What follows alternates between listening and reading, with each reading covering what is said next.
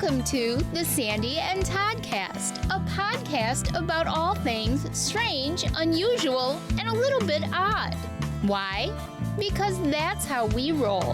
What are we talking about this time? Check it out.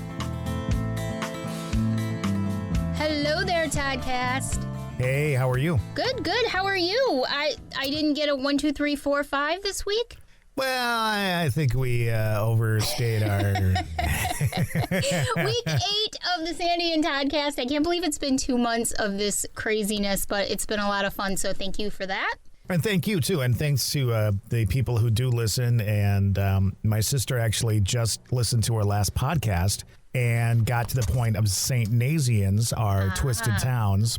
And she was in the car with me when we were driving to the Elvis impersonator show, and we would and she goes, "Was that the place on the right that was far away from the road and big?" I'm like, "Yeah, that was it." She goes, "Oh, it was creepy," and I'm like, "Yep." Why didn't you ever tell me that you were, having visions or dreams or thoughts on it? I said, because when you're growing up, you keep that stuff to yourself because you think it's just a vivid imagination, and you're told things aren't real, so you just think that you're playing something out in your head, and then you come to realize that it's probably more than that. Yeah, you think, oh my gosh, I have quite an imagination. I should knock it off. And it's very personal, too. It's a very personal thing to experience some of this stuff. I can share things with you, but there's not a lot of people that I share things with.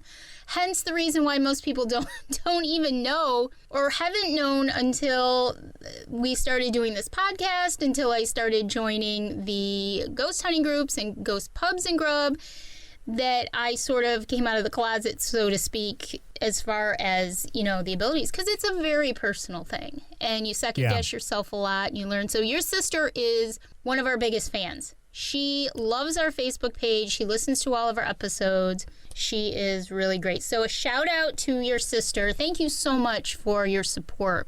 Yeah, we appreciate that. I've got a very supportive family, so yeah, you do. I will just preface it by saying that somebody once told me about my parents that I could bend over and shoot diarrhea out my ass onto a wall, and my parents would stand there and call it artwork. So that's how supportive my family is of everything I do. I love it. That's great. And, of course, a shout-out to all of our listeners in the U.S. We're growing. We actually are growing. I tease you a lot about it, but we have listeners now in the U.S., Germany, Belgium, and we also have listeners in India listening on the Ghana app. So a big thank you to everybody who's downloading our show, listening to our show, and showing us some support. I didn't even realize there was a Ghana app, and I didn't realize that we were actually syndicating to it. So I didn't know that we were either, but maybe somebody's bootlegging it or something and making money off of our podcast. Share the money with us. That's right. Share it with us. We're going to be begging soon. We'll be on Patreon very soon, so we'll be begging for some money. But, the cool thing about Patreon is that if you do subscribe to us, we'll give you a lot of fun extra stuff that we normally wouldn't do on our regular podcast, and we'll give you some behind the scenes and a lot of fun. We're working on that right now, so that hopefully will be up very, very soon. And it's just a way to help us and support us and say, hey, we like your podcast, and we want to see you keep going with it. Well, people have to realize we're doing this for fun, but there are costs to it. There's hosting, you have to host the podcast itself. There's artwork. There's all that kind of stuff. And there is some time and effort put into it, not just us sitting down and bullshitting, but a lot of it, I do a little mix down, but everything goes to you, and then you've got to sit through and go through the whole thing and edit it. So there's some time involved, but just, the monthly costs of doing it, there is a cost to it. So when we get set up, if you give a couple of bucks, we would really appreciate it. And we'll make sure it's worth your while because we like to have a lot of fun with people, interact with people, and do some really fun stuff. So I think it'll be great. I think one of the things we're going to do on one of the levels of Patreon or whatever you want to call it is it's going to be called Sandy's Karaoke, and we're going to call it Sandyoke. And so we're going to play songs and make her sing, and then that will go exclusively to you, our supporters. I am not doing Sandyoke. It ain't happening. We'll do Toddyoke. Oh, I like that name, Toddyoke. No, I don't think so. I don't think we will do that at all. So last week we did, of course, Twisted Town, St. Nazianz, and that was a lot of fun. Todd, that was really, really neat. And I looked up some, I I looked up some more information about it. That's quite a town. It really is quite a town. And when when you put together the YouTube video, which is another, step that she goes through, you were able to share some photos of the father that was really at the heart of the Twisted Town story. And I'm telling you, how many years was it? Like 26 or 30 years? 26 years. Later, after they bury the guy, they open it up because they have to move him. So they open up the coffin or the box that he's in, and he looks like he could be 82 years old. Yeah. 92. I mean, he looked like he just could have passed away. It's actually it's very creepy and spooky because he really looked like he just had aged. He didn't look like he'd been underground for 26 years, and it's really creepy. And when we come out to visit you in September, I want to go. I want to check out the place. I want to see. Are you able to? I'm sure it's a cemetery, so I'm sure you're able to go and visit it, right? I think so, and I think it would be cool if maybe we just reached out to the owner of the land out there and just said, hey, could we look around? Even if we don't get to go inside the buildings and stuff like that, it would be cool to be on the ground. And so you know what I have a great idea. When we go out in September, we can film a little bit of it here and there, and we can put it up for our Patreon supporters. Sure. That would be a lot of fun, because I'm sure you guys would like to see it firsthand and what impressions we get as we walk around, too. And then at some point, you and I can bust into the mausoleum and bust open his coffin and see what he looks like, and then we'll share that too. And I'm dying that'll only to. cost. It'll be a $5,000 fee to get that video though, because you'll have to bail us out of jail. No pun intended, but I'm dying to get in there and see what he looks like. That's so cool. That's funny. Oh, it's so funny. All right, so this week we've got a fun episode because we've got weird news coming up, and then we are also going to talk about some of the scariest movies that affected us as we were growing up and as adults. I have a couple that really creep me out as adults, and just kind of play some clips and have some fun with it. And now, weird news. Just a few pieces that I found. I love to go through the internet and look for weird things. Now, I am on Smooth 70s streaming radio station, and so I'm always looking for some content to talk about, and I come across some of the weirdest stuff, Todd. This is the best. Now, everybody's heard of Bigfoot before. Everybody knows who Bigfoot is, Sasquatch, the abominable snowman. It's the same creature, just different areas of the world. There is a House member in Oklahoma who has introduced a bill that would create a Bigfoot hunting season. A Bigfoot hunting season. I started laughing when I saw this. The whole idea, his name is Justin Humphrey, and it includes a really heavily forested mountain range in southeast Oklahoma where a Bigfoot festival is actually held each year, right near the Arkansas border. Right. He thinks that if they were to issue a state hunting license and tag, it could help boost tourism and draw more people out to that particular beautiful part of the state. I laugh at this because obviously nobody has found a Bigfoot yet. People have really blurry pictures of 300 yards away, something dark. But nobody has even gotten close enough to get near a Bigfoot. It would, apparently, instead of killing it, though, it would allow for trapping, which is just as inhumane as killing something. I'm not a trapping fan, as you can tell. And he wants to offer a $25,000 bounty to someone who can trap a Bigfoot. This is all sorts of wrong. I'm sorry, this is all sorts of wrong to me. Just let the creature go. If it exists. I don't know if it exists, but let it go. I don't understand the whole idea. I don't care about the tourism. If it was done tongue in cheek, and they thought, and they thought, well, somebody might buy the tag just to have it as a talking piece, and help. I'm gonna guess it's a GOP representative. It is. In fact, of course it is. But other than that, as far as putting, a hunting season out on Sasquatch, I think that's relatively ridiculous. It is. Again, like you said, we have no proof. We've got grainy video at best, grainy film. We've got footprints in some snow, or casts of footprints that may or may not be real. Whatever. Again, if it's just to build some awareness and make a joke out of it and whatever, I'm all for it. Mm-hmm. It's kind of like if you're a Green Bay Packer fan, they sold stock years ago for like $1 or $5 or something like that, and you became a owner of the team. Okay, well, you don't actually own anything. You do get some privileges out of it. Right. You get to go to the yearly owners meeting, which is nothing but a big eating and drinking fest. Right. So if it's something like that where he's just trying to have some fun with it, create some waves, I get it. I think it's funny, but of course, if he has any serious bone in his body about it, And he is. He's serious. F off. And I get that thinks, right, F off. I think that I really like that. F off, Mr. Justin Humphrey. I think that there are other ways to boost tourism than take advantage of this ridiculousness that's going on. And if Sasquatch is indeed real, if Bigfoot does exist, I don't know if Bigfoot exists or not. I've never experienced it. I've seen some pretty amazing footage of things, but by the same token, I can't say one way or the other. My name is Billy Bob Larry Joe, and I'm come with my tag here, and I'm going to shoot Sasquatch. And when I do, we're going to eat good for a whole year. You know what? That proves my point. You know what that's going to be? Just like hunting season, a whole bunch of... You're going to get some people who know how to hunt, and you're going to get some people who just want to catch a Sasquatch, have no idea what they're doing, and are going to go out and shoot each other. That's what you're going to see. We have up here in central New York, we have obviously a very robust hunting season. And we get a lot of people that come up from the city, from New York City, who have no idea what they're doing, but want to hunt.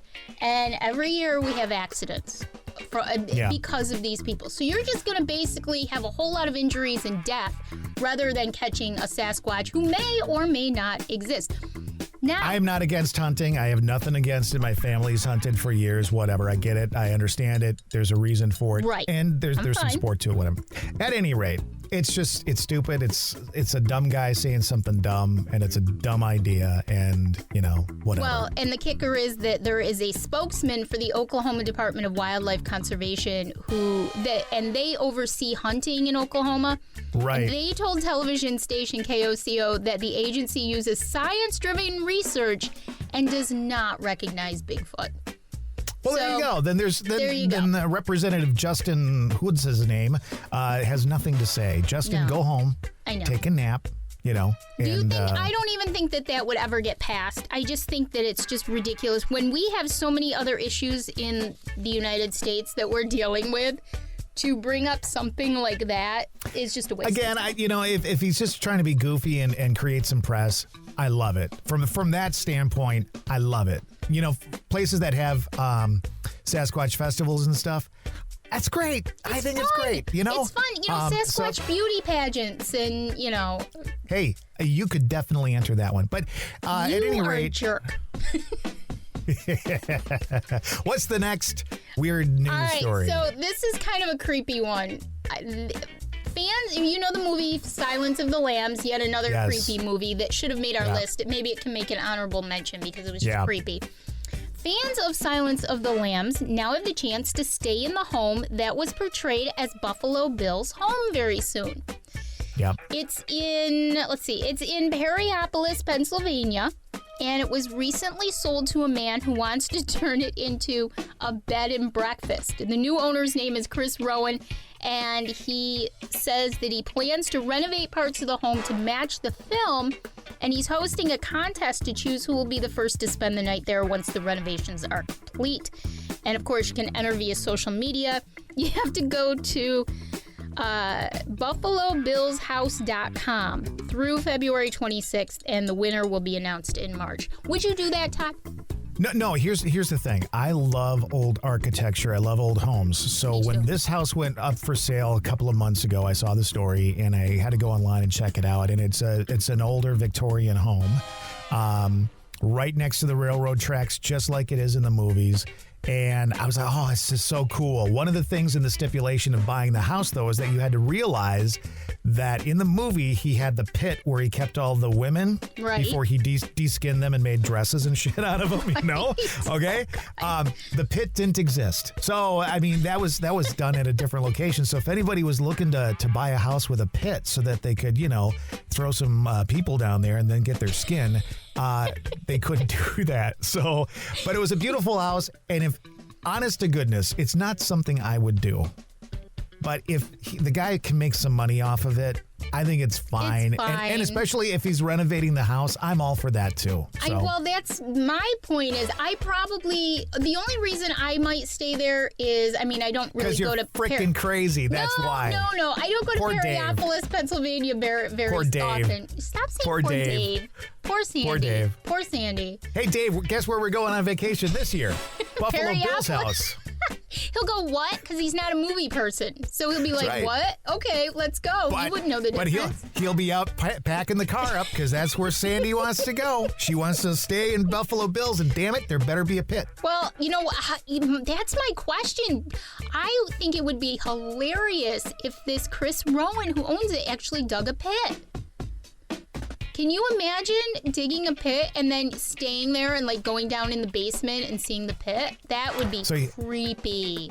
Here's the thing. That character is kind of loosely based on Ed Gein, who is from Wisconsin. And we're going to have that in a Twisted Towns coming up. Yes. And knowing all that and the fact that there was a guy who actually had lampshades made of human skin and shit in his house. I don't know. I would not go there. I would not go there. You know what? I have grown up thinking I was so morbid. It's so nice to know that there's somebody else out there who's just as morbid as I am. I love that story. I've been fascinated with that story for years, the Ed Gein story.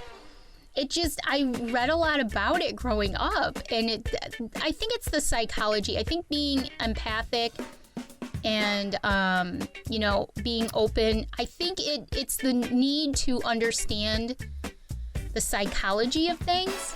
Yeah. And I've always been fascinated with true crime type of stories like that. So we're going to do a lot of that stuff. See, I think it's more, for me, it's not about psychology. For me, it's more, here's this small town in Wisconsin, again, you know, plain Jane little town where everybody knows everybody and they all go out to the diner and, you know, blah, blah, blah, and the hardware store on Saturday to get everything they need to fix up the kitchen or whatever. And here's this guy who's killing people and he's using skin and then has his mom, you know, this is a guy who had his mom's corpse or something like that. I don't know the exact story, but I'll find it out. Yeah. But, I mean, it's messed up. And again, Twisted Town, Plainfield, Wisconsin, beautiful little picturesque town in the middle of Wisconsin.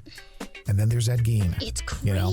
It's crazy. Yeah. I'm very excited about, not to get too much off topic, but I'm very excited about Twisted Towns because it gives us the opportunity to really share some of this craziness that goes on right here in the United States that a lot of people don't even know about.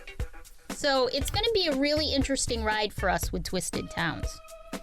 I enjoy that. In fact, I could do that as a podcast in itself. If I had time to research and do all that, that just drives me. I mean, to me, those are great stories. I love it. And that's why we're going to make it a regular part of the Sandy and Toddcast is Twisted Towns. It's so much fun. And you're right. There's a lot of research that goes into it because as much as you think you know the story, there's always something to learn about it and to share with everybody. So it's going to be a lot of fun. But I'll put the BuffaloBillsHouse.com in our show notes for this week so that if you're interested, you could go check it out.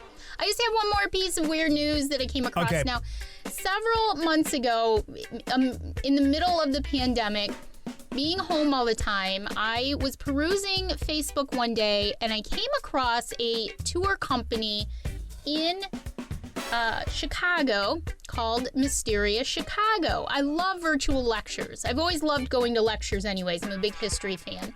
Big surprise there. And so I came across Adam Selzer. He's an author and he's a tour guide. He owns Mysterious Chicago and he's been doing it for 15 years, but with the pandemic, he hasn't been able to do any traditional tours. So he does tours on Facebook, big, full-length, hour-long tours on Sunday mornings and on Thursday nights. And then every day he does a morning mini tour. And sometimes it's something as fun as he takes us all. He gets 500-600 people on his lives. He takes us along with him as he, sleds down a hill.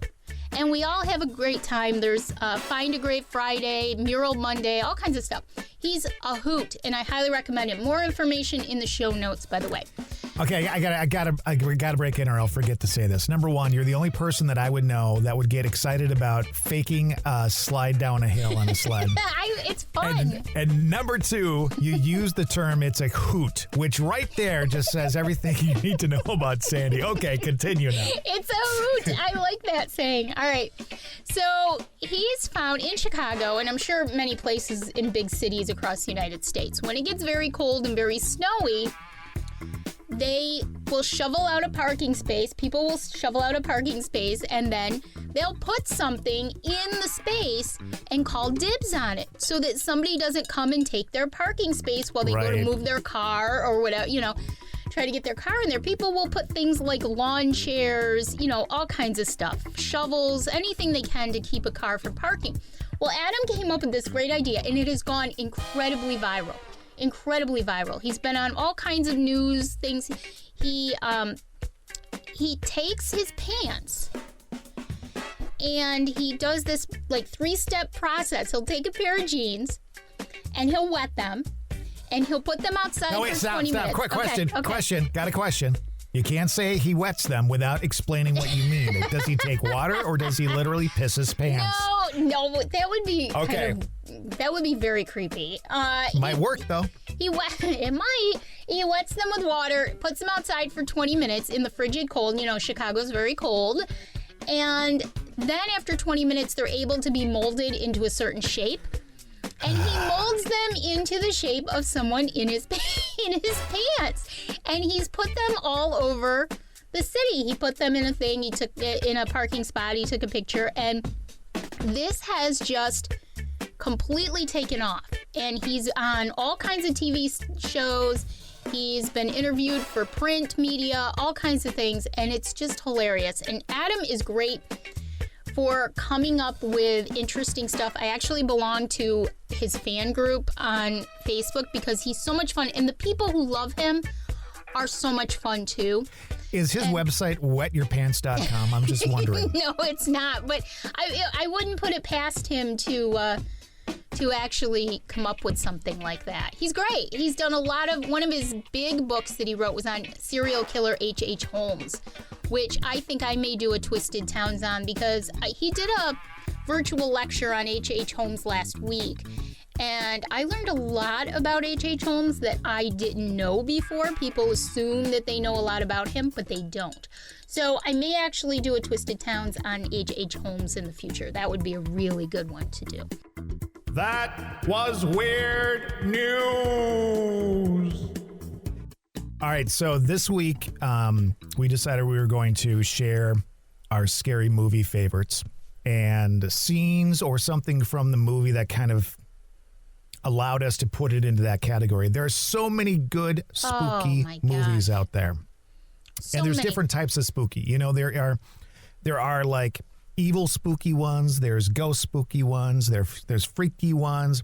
I don't really get into the whole like slasher movie kind of thing. Me either. Now, Halloween was definitely a slasher type movie, but there was some scary stuff there.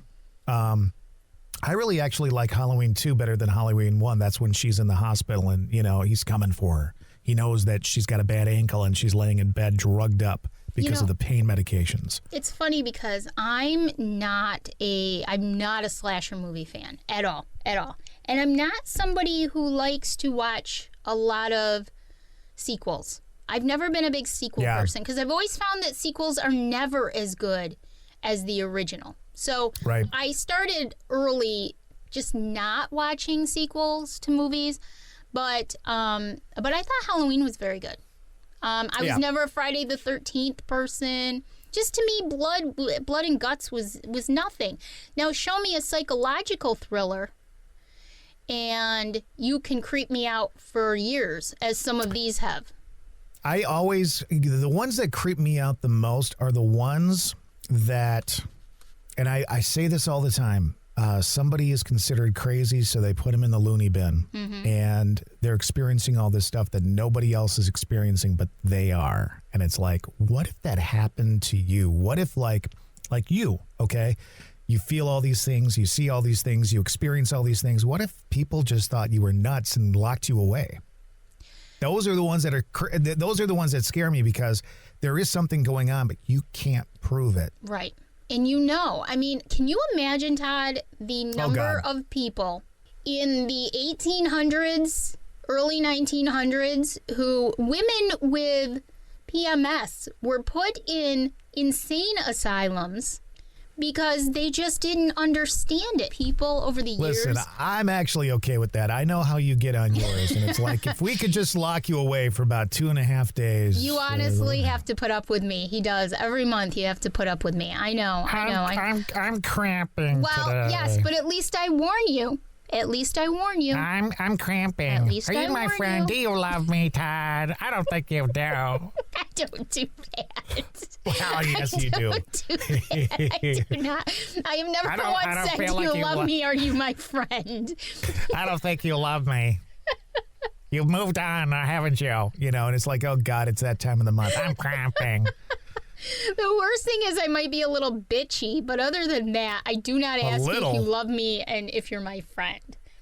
Why did you answer your phone?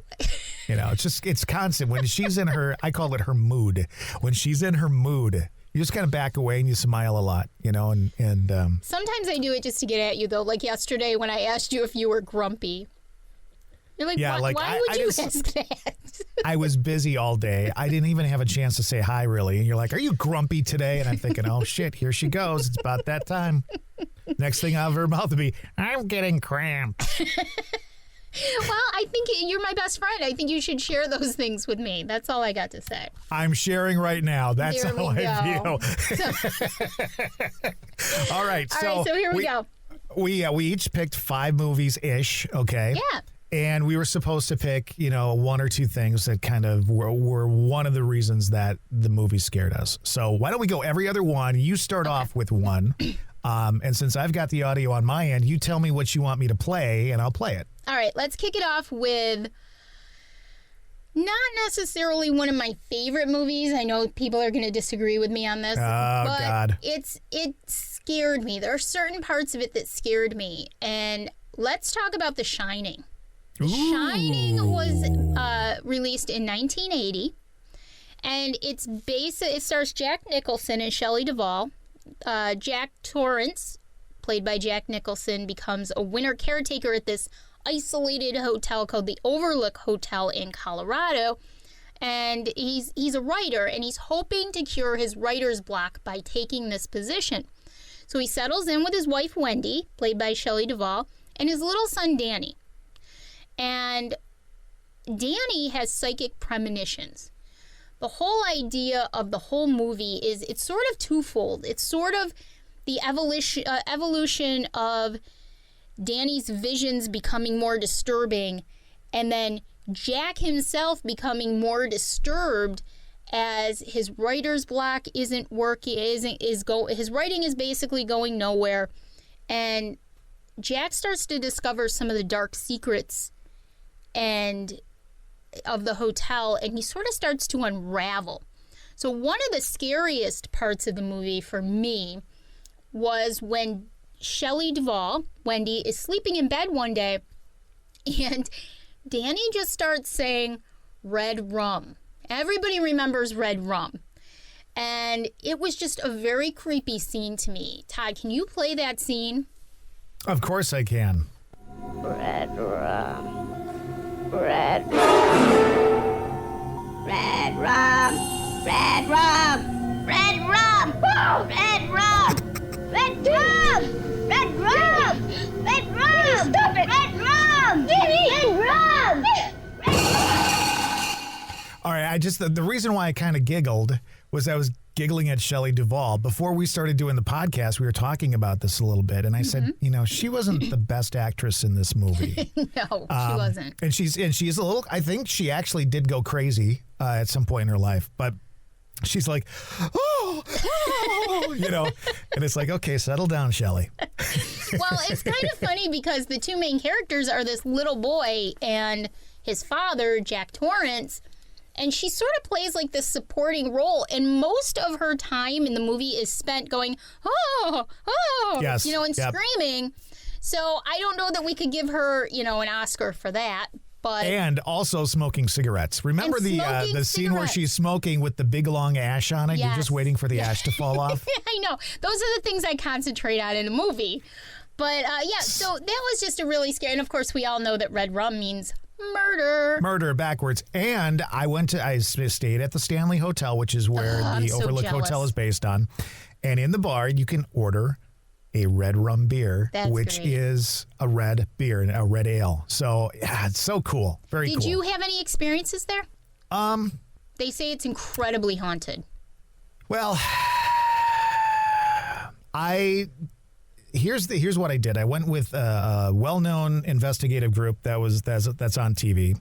And we went in groups and stuff like that. I have to be honest that I did not experience a ton. Mm-hmm. I did have some stuff happen in the room with a K2 meter. But other than that, it was always, the group that was just here had this happen. Yeah, really? Because nothing's happening to our group. So it could have been a situation where our group just didn't have the right chemistry. Right. It's true.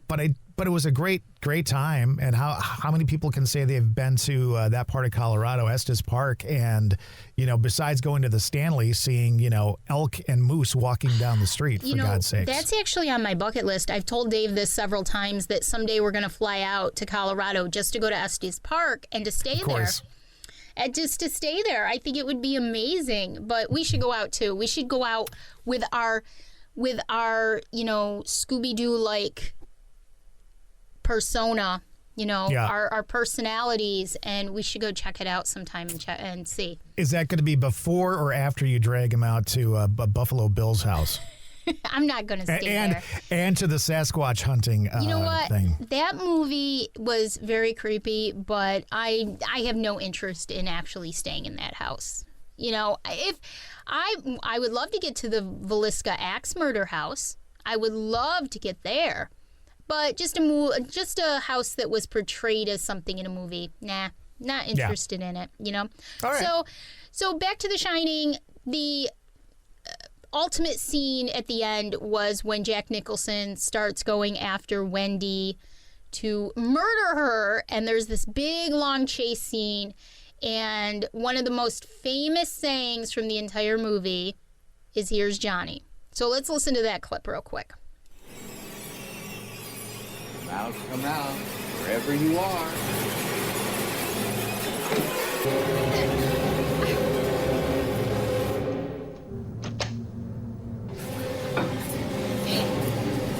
I can't get out. Get it out. I know. I told you her the whole time. Chinny chin chin. Then I'll huff, and I'll puff, and I'll blow your house in.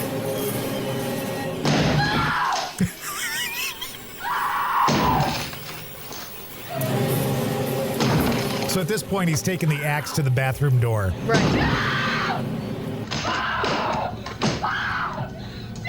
She's just screaming.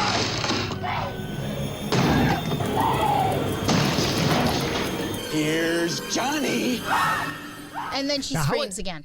Yeah, and here's the thing. For anybody who doesn't know where that line comes from, it was the intro for Johnny Carson on The Tonight Show. Right. And everybody knew what "Here's Johnny" meant.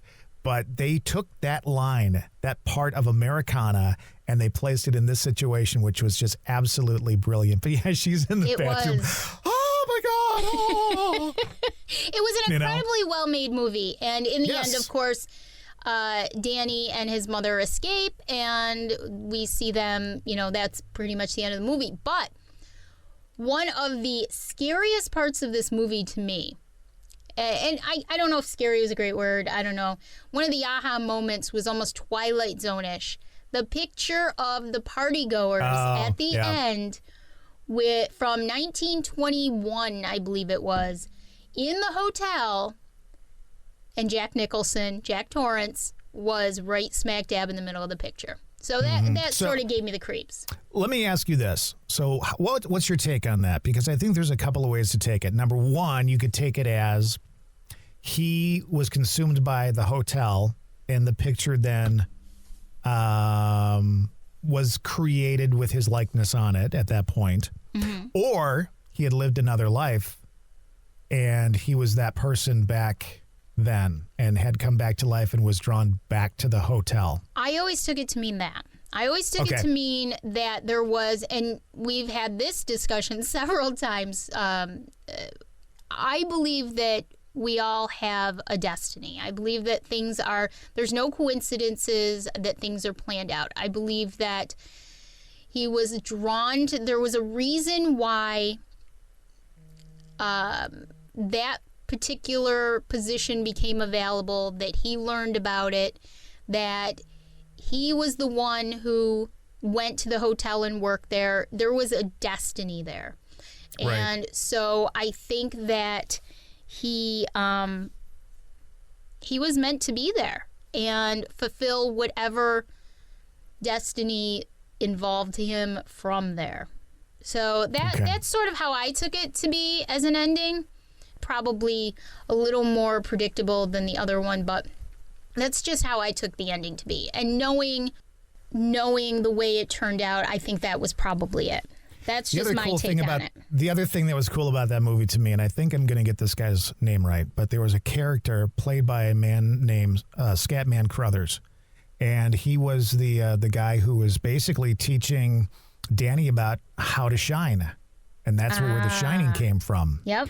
And he worked at the hotel, like in the kitchen or something like that. And It was closed down for the winter, so he went home. But he knew something was going on there because he had the abilities to know. Yeah. And I think the guy's name was Scatman Crothers. So, if you're enjoying this episode of the Sandy and Toddcast, there's more where that came from. Follow Sandy and Todd on Facebook. Just look for the Sandy and Toddcast, or you can subscribe to their YouTube channel and check out the video version each week there. Find these guys on Spotify, Apple Podcasts, and wherever you listen to your podcasts. Soon you'll be able to support the Sandy and Toddcast on Patreon and be able to follow them on Instagram. As always, thanks for joining in the fun, and stay weird. All right, can I choose one? Yeah, Do I get your to choose turn. one? Your turn. So I didn't do as much research as you. Everything that I'm going to talk about is just off the top of my head. If you don't know who does, are in the movies, you're not going to find out from me. I don't give a shit who's in the movies. But what I realized when I was putting mine together was often it was not about video for me. Right. Often it was something in the audio. And I realized that as I'm putting this stuff together, the video was important, but the audio took it over the edge for me. And the first one I want to share, I have to think here. I want to start with one. It's a newer movie. I think it came out in 2010. And it's about a haunted house. It's about a family that moves there, and there's a haunting. And the child in the house, I don't want to necessarily say is possessed, but definitely is dealing with everything that's there. This child is feeling everything that's going, and it's really focusing on this child. And the movie's called Insidious. All right, so let me set up this theme, this scene for you. This one really is kind of a dual visual and audio kind of thing. But the woman is home alone, and she already feels, she's the one in the family who feels something's not right here, but nobody else wants to believe her, Right. So she is home. Nobody else is in the house, and it's a nice summer day out. The windows are open. She is doing simple things around the house, like picking up the clothes, putting the trash in the trash can, and she takes the trash outside. And just before she does that, she puts a little music on the record player. And so you hear the music in the background. You see her gather up the bag of garbage that she's going to take out to the garbage can. And this is basically what you hear while you're watching her do all this stuff. There's the music. And she's walking around, she's grabbing the bag.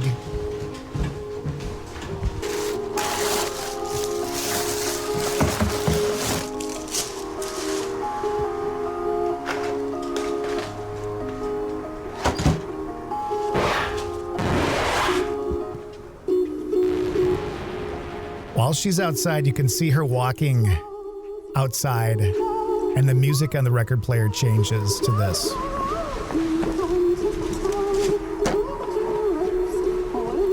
So she's outside and she looks through the window and she sees a small child standing there. And it runs off. So she comes in the house because she realizes somebody's in the house, right? She gets into the house and the thing has run away. She turns the corner to walk down the hall, and it's standing at the end of the hall. It's a childlike figure, very much like, almost like a shadow figure, but you could see some features. Right. And then it darts into the child's room. Now, the visual of her looking through the window and seeing this entity by the record player and the switch of the music between what she was listening to and that song always creeps me out. So it took a perfectly good song by, I think his name was Tiny Tim. Yeah, it was. Tiptoe Through the Tulips took that song and just completely ruined it for me, because whenever I hear that song, I think of this crazy You get scene. creeped out. I know. Yep. It's a lot of times the audio and the visual go hand in hand, but they can each stand alone. I can watch something on television with the audio down and get creeped out, but I can even more so listen to audio without the video to go with it and get just as scared. And that's in fact, I think a lot of the ones that I'm going to share really are that way, because I think the audio brings such a creepiness to it that it really just sends me over the edge. Well, think about it this way. What is radio? The theater of the mind. Radio! It is the theater of the mind. We're creating a visual for people as we speak. I'm on a Mexican radio. I'm on a Mexican radio. Do you know that song? No, Mexican I radio? don't. I just think you're crazy. No, I don't know. Oh my what God, that how do is. you not know Mexican radio? I don't know Mexican radio. I'm so disappointed in you. Whatever. All right, my turn. Okay. All right, let's talk about the Omen. Talk about audio versus video. This movie, I was just telling you, has some of the creepiest music I probably have ever heard. Now, basically, the story is The Omen's from 1976. My mother was a huge horror movie fan, so I got to watch these when I was a kid. And basically, there's an American diplomat in Italy, Rome, Italy, and with his wife. The wife miscarries a baby, or delivers a stillborn child. And so they adopt a young child named Damien. Damien turns out to be the devil himself, literally. And so the movie kind of goes on to show different things that are happening, how they realize that he is the devil. He is Satan himself. And throughout the movie, and at the end, the father tries to get him to a church to essentially kill him on the altar. And so all this chaos ensues. But one of the scariest scenes to me, and this movie scared me. I think the music had so much to do with this. But one of the scariest scenes was towards the beginning when they first adopt Damien, and they live in this huge home, and there's this big lawn, and they're having some sort of a birthday party. And there's for the devil child, the devil child, and there's a little merry-go-round, and the kids are on the merry-go-round, and everything's wonderful. There's all this great music, and all of a sudden, the nanny starts yelling to Damien, "Damien, this is all for you." And then chaos ensues. She hangs herself. So let's play that clip, because it's a great clip. All right.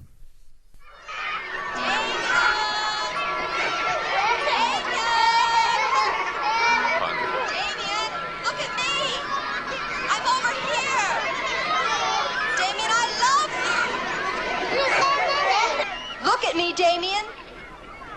It's all for you. And that's where she falls to her death. She hangs herself from the balcony and crashes through a window. And that was just a creepy, scary scene for me. Well, I don't think I'd ever seen anybody hang themselves in a movie. If you listen to this, just listen. Oh, we missed it. It was literally the playground music, and you could hear the rope stretching back and forth as she swung. So again, the audio of the tinkling music from the carousel or whatever the hell it was, and the rope stretching as she swung back and forth, kills it every time. And I got to say this, because wasn't the storyline that they didn't realize the baby had died? I'm sorry. They knew their son had passed away. Right. So, but they had to go find where they took the dead body of the baby, and then they opened it up, and it turned out to be a dog. Yes. Right? Yes. Yes. I mean, talk about a freaky movie, and he had the 666 in his hair, and oh my God. 1976, and they come up with that. And one of the things that disappoints me the most these days is I'm always in the mood for a great scary movie. They don't make them like that anymore. Oh, You can't get something like that anymore. Not at all. And that's so sad to me because I just love these movies. So the Omen. The Omen is a great one. Yes. And a couple of things just off the top of my head about that movie, too. They used audio big time with the whole kill. That whole thing a lot. And then the music was very, I want to almost say cathedral. There was a lot of church choir, like, ma, ma, Yes. bum, bum, bum, ba, ba, that kind of stuff. You throw that into a movie, I'm gone. I'm just done. I know. In fact, I'm going to talk about music right now in one of my picks. Okay. The movie's Carrie. The book was by, what's his name? A big famous writer. Did Salem's Lot in the books and all that kind of stuff. What is that guy's name? Stephen Weird King? looking dude. Yeah, there you go. Stephen King. All right. I couldn't believe you didn't remember that. Well, I have one of those minds. I'm on a train of thought. He's over there someplace. I'm not going to see him. But at any rate, how they cast this movie, and there were a bunch of Stephen King movies, including Salem's Lot, which we're going to get to later on. But Carrie wasn't the best acted out movie. No. But they cast the right person in the role of Carrie. Without a doubt. Sissy Spacek rocked it. Mm-hmm. And there was a lot of weird stuff about the movie anyway. The weirdest part was Sissy Spacek or Carrie's relationship with her mom. Her mom was crazy. Oh, loony bin. Yeah. Religious and crazy. Yeah. And that coupled with what the kids did at the prom and all that kind of stuff, and Carrie gets pissed off and burns the school down, kills everybody in the school, basically except one girl. I mean, it's a creepy movie, but Very. the mom creeped me out, obviously. And there is a great scene in the movie, which we're going to get to in a bit. It has to do with Carrie coming home from the prom. She is covered in pig's blood, and she's walking up to the house. Very slow, very deliberate. And then she walks in. And when she walks into this house, there are candles lit all over the house. Mm-hmm. There must hundreds and hundreds of candles, almost in a ceremonious way. Right. And the music they used always gets to me. So here's that scene, and then I want to talk a little bit more about it in just a minute. Here it comes. She's walking up to the house, and you hear the music get kind of serious, and then the door opens, and you hear the change.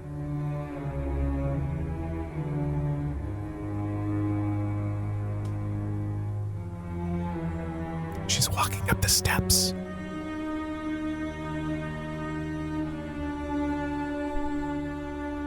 She opens the door.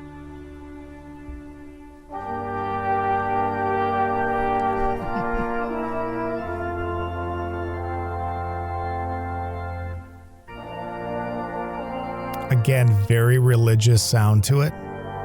You got the pipe organ.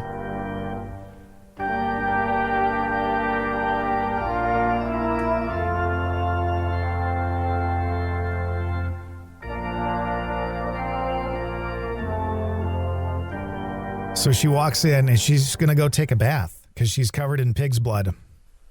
And when she walks upstairs, it's an old arts and crafts house, craftsman. And so the upstairs had like a room and a bathroom, but it was also the attic. So you see her walk upstairs, go into the bathroom, and you see her mom standing off in the shadows.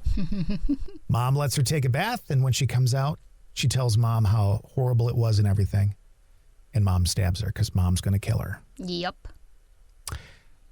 Freaky. Here's the thing. Again, I like architecture and stuff, so I loved the house. So I had to look it up online. And you can actually see there's a lot of information about which houses were used in the scenes in that movie. And the house that was used as Carrie's house, inside and out, is now gone. They demolished it, and there's now like a parking lot there. But you can see where it obviously sat. But it was this, oh man, it was just such a cool house and spookier than shit. And again, just one of those situations where a decent movie was made even better because of the music that they used. The music is huge. Scenes. The music is huge. Yeah. It's a big deal. All right, let's do one of mine because speaking of music, this was a big one. 1982, Poltergeist. Ooh! Poltergeist. And one of the best parts of that, I have to say hands down, probably the best part of the entire movie was Zelda Rubinstein. Is that Rubinstein the little lady? was Little lady? Tangina, the little lady. And she was wonderful. Yeah. And people could hear that voice for years afterwards and know exactly what movie that was from. And she had this sort of calming and yet very creepy voice that would sort of get into your bones when you would hear it, especially in the context of the movie. So, but she could also make you laugh when she was walking down the aisle in the church, and you could hear I think it was bottles of alcohol, those little bottles of alcohol that she had on her, and she was clinking as she went. I mean, she had the ability to kind of make you chuckle a little bit too, but she was a creepy empath. There was comic. One of the big things I loved about the movie was the idea that it was so scary in certain points, but by the same token, there was enough comic relief to sort of take some of that away and calm you down and get you started so it could build again. Because great scary movies will peak and then go down. And then they'll peak and then they'll go down. They'll keep you on that roller coaster. And that's what Poltergeist did for me. Let's talk about Tangina, though. Okay. Great scene where everything has been going on and now they're ready to get Carol Ann and bring her back home and get rid of this mess once and for all. So let's play the one of Tangina. Okay, here we go. There's one more thing. A terrible presence is in there with her. So much rage, so much betrayal. I've never sensed anything like it. I don't know what hovers over this house, but it was strong enough to punch a hole into this world and take your daughter away from you. It keeps Carol Ann very close to it and away from the spectral light. It lies to her. It says things only a child can understand. It has been using her to restrain the others. To her, it simply is another child. To us, it is the beast.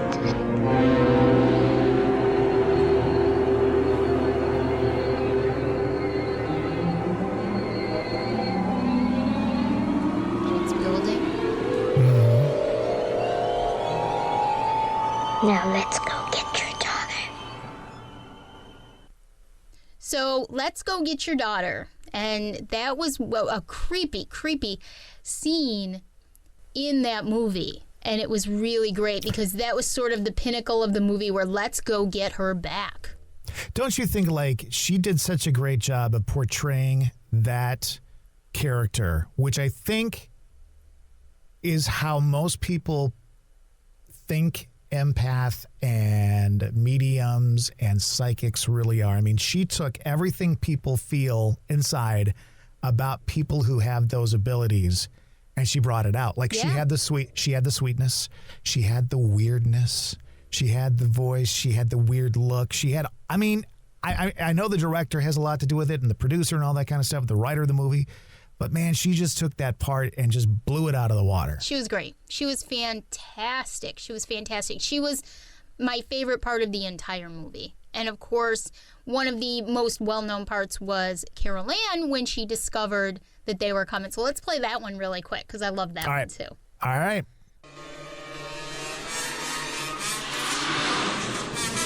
Now they're all coming out of the TV at her,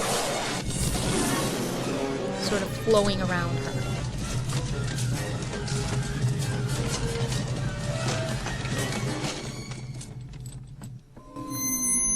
They're here.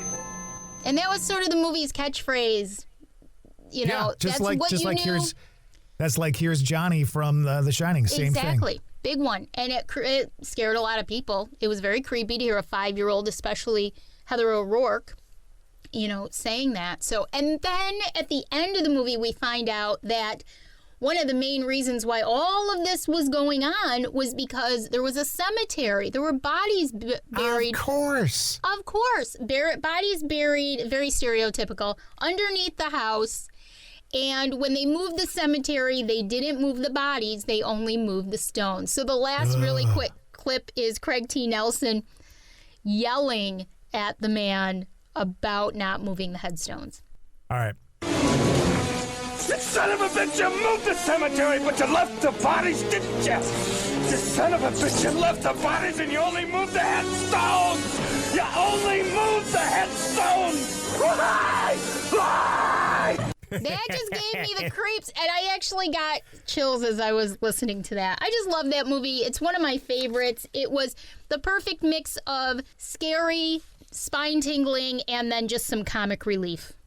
I think it was also, and I'm not sure that it was meant to be, but it was kind of this little door that opened up to terms like poltergeist. People were like, what does that mean? And we learned more about that. And we learned more about moving the headstones, but not the graves, and what that could possibly conjure up. And again, brought that character of the medium and psychic and all that kind of stuff to light. And I think that in a way, maybe that helped open up the door to more talk about what it means to experience all that kind of stuff. I 100% agree.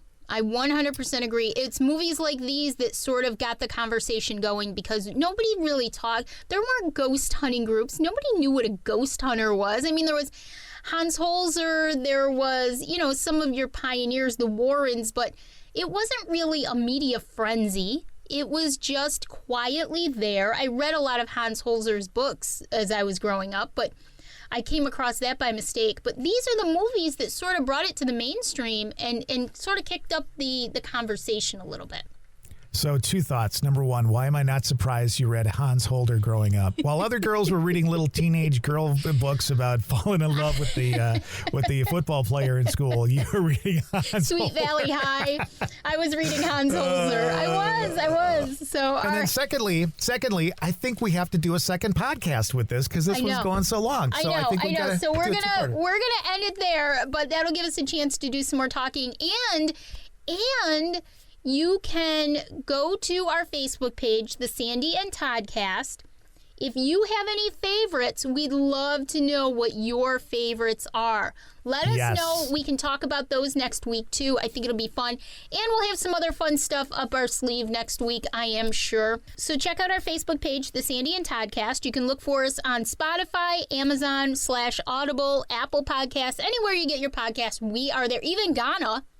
In India, if you have the Ghana app, I hope I'm saying that right. I hope our listeners in India... Yeah, it means something else. If you've got the Ghana... If you've got the Ghana, I hope... You know what? If you're one of our listeners in India, not only thank you, but reach out to us and let us know what we're saying, if we're saying it correctly.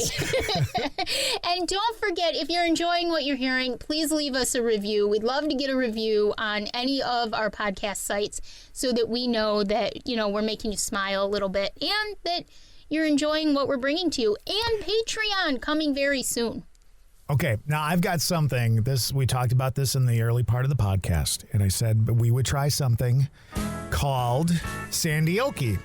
So I've got a little karaoke music set up here. It's George Strait, And all my exes live in Texas, and I think you should give her a shot. Let's see what happens. Here we go. 2, 1. All my exes live in Texas. I would only do that for you, Toddcast. Only for you. Wow. I seem to remember one that you did to that song last year. I may have to find that and bring it up next week. That's why I chose that one. But I thought you could at least show me up. That was not good. I can't sing. I'll be the first to admit that I can't sing. So speaking of singing, though, a big, huge thank you to Dan Phillips for the use of 600 Miles as our intro and outro music. I love Dan. This song is fantastic. He does a lot of the spoken word music, sort of like a throwback to 50s. He does goth country, dark country. This is just one of my favorite songs of his. You can get in touch with him. You can find him on Facebook, Daniel Phillips Music, and on Instagram at @D_Phillips Music.